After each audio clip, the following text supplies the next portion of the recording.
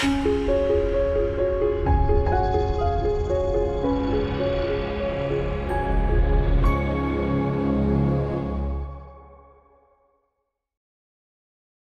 everybody!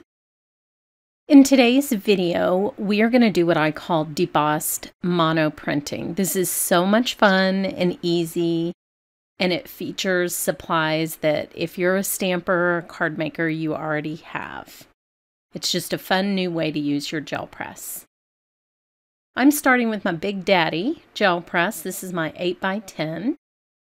And Niji Splash Ink. I love these inks because they're very pourable, but they do have an acrylic base, and so they work great for mono printing. But you get the transparency of really almost watercolor, as you'll see when I'm rolling this out on my plate. Now be very sparing with these. You can see I got way too much on there, so I'm drying my brayer on a scratch paper and then rolling some of that ink off. But look, doesn't that look like a Monet? I'm using a beautiful Gina K stencil, and this first print that I'm pulling is basically just a garbage print. I'm just removing the outside ink, and then I'm going to get this pattern that's left underneath the stencil. Now this is an embossed piece of cardstock, and I am putting the debossed side down onto the wet ink. And I'm being careful not to press where the debossing is. I'm just pressing where on the flip side of my paper the images are raised. And this is going to help keep the debossed portion white and then give me this beautiful background from this fun stencil and those inks.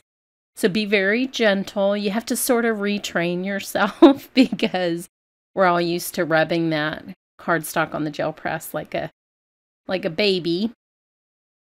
So this is what that looks like. It preserves the debossed, it has texture, and it leaves me a little pickup print on the plate of where the debossing protected the ink that was remaining on the plate. So you get two totally different looks and different types of prints this way. Is that not super fun? I love this embossing folder. So those are the contrasting looks that you get.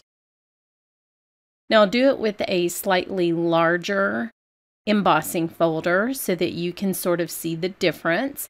I came to the conclusion when I was experimenting with, this was one of those 3 a.m. ideas that I had when I'm kind of thinking about my work when I can't sleep. But I came to the conclusion that actually some of those smaller patterns might be better. I think it's easier not to press down on them, and you'll see what I mean in a minute. So same stencil. The stencil is getting really pretty now.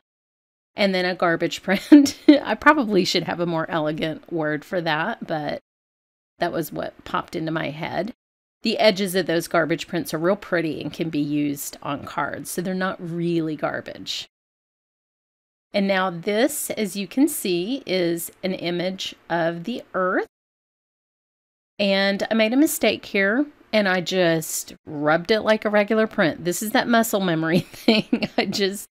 I was doing what I normally do with my gel press, but what that does is it squishes those debossed areas down a little bit too hard. You can see those bottom countries, they have printing in them. That's fine, still cool looking.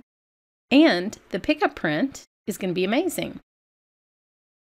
Gel press techniques are not about perfection. We're keeping perfection for serial killers.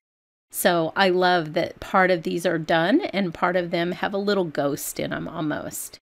Here are the finished cards that I made with this technique, and I really hope you'll try it. It's a fun way to use two supplies together that you don't normally use.